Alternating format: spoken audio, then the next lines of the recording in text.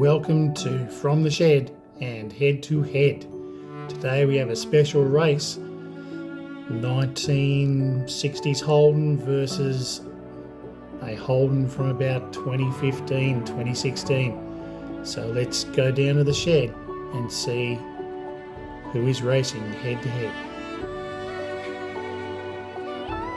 Okay, as we head down to the shed, we have a classic combination of a VF Commodore versus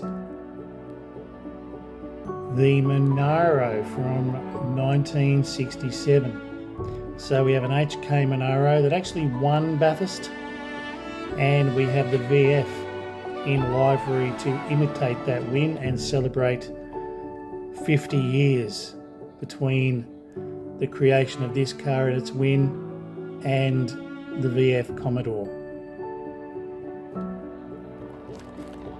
So a great combination there of these race cars.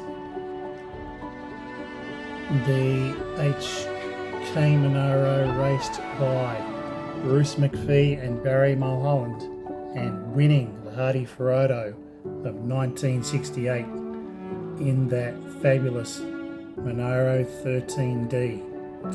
VF there was done in a colour similar to that car to celebrate that win, and that was taken racing as well. So let's have a blast in the past and see which of these two vehicles might be fastest down our track this afternoon.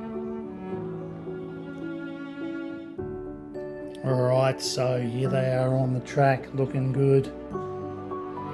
We have the VF in its retro colour scheme to mimic the McPhee Mulholland race-winning HK Monaro. On paper, it really should be that VF that takes 9 honours this afternoon, but let's see what the outcome will be. Okay, both cars are ready to race. Let's see the result. Okay, not surprisingly, it was a good race, but the line honours went to the VF Commodore, which kind of outshone the original HK. And you would expect it to be a faster car down the track, and it certainly was this afternoon.